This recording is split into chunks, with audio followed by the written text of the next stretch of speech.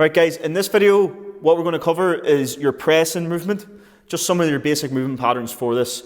Now, a lot of what we've already covered will apply to this movement pattern. Retracting, depressing your shoulders, having stability, and yeah, just keeping things really, really simple. So I'm just going to show you here, basically, we're just going to use this shoulder press machine.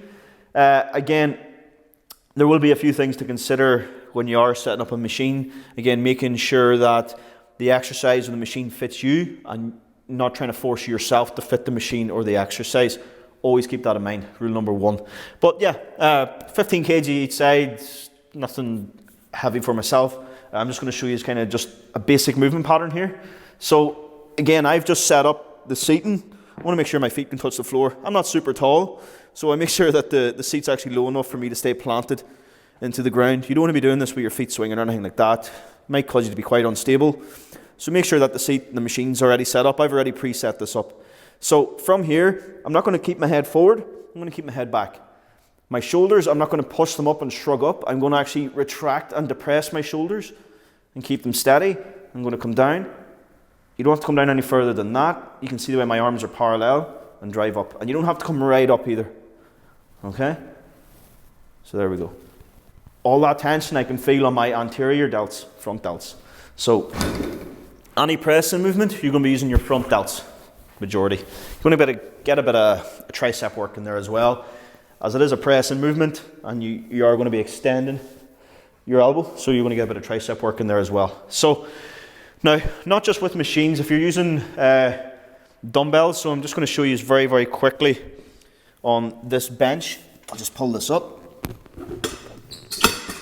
Right, now a lot of people, when they're going to set up like a pressing movement, they'll usually have the bench straight up, okay? They're going to have this sort of movement, and again, they're going to sit, and probably, maybe they have the feet up here, and it's just sort of set up here. Now, what a lot of people struggle with nowadays is internal rotation.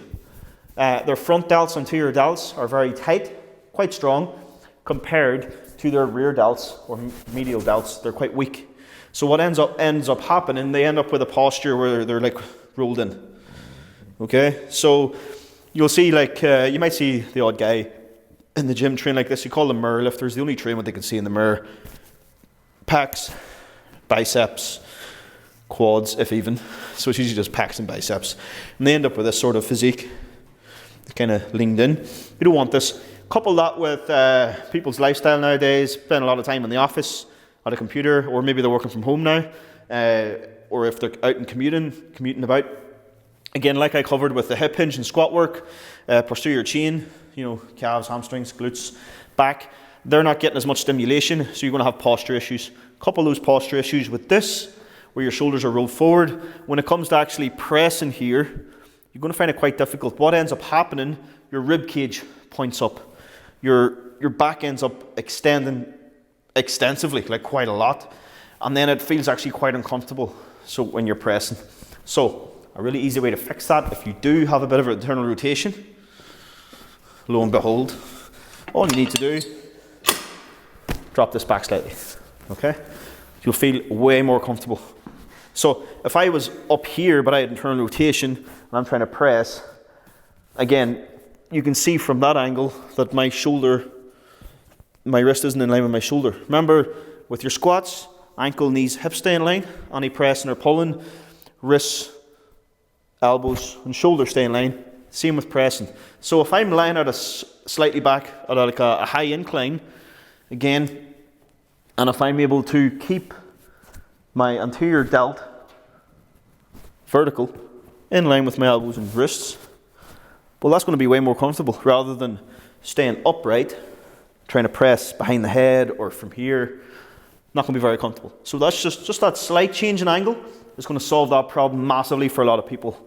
And again, when you're doing this, depress, retract the shoulders, and again, don't let your shoulders elevate, all right? And then just drive up. You don't have to bring the dumbbell in and clap them every time you're doing a press, by the way, and you can just keep them here and keep constant tension on the delts. Again, depending on the movement, we will go into more detail on each movement in the other parts of the lab. Be sure to check those out, but that's just a few general points when it comes to any sort of press movement, if it's on a machine, and again, press movement if it's free weight as well. But we will cover each specific exercise in a bit more detail in the other videos.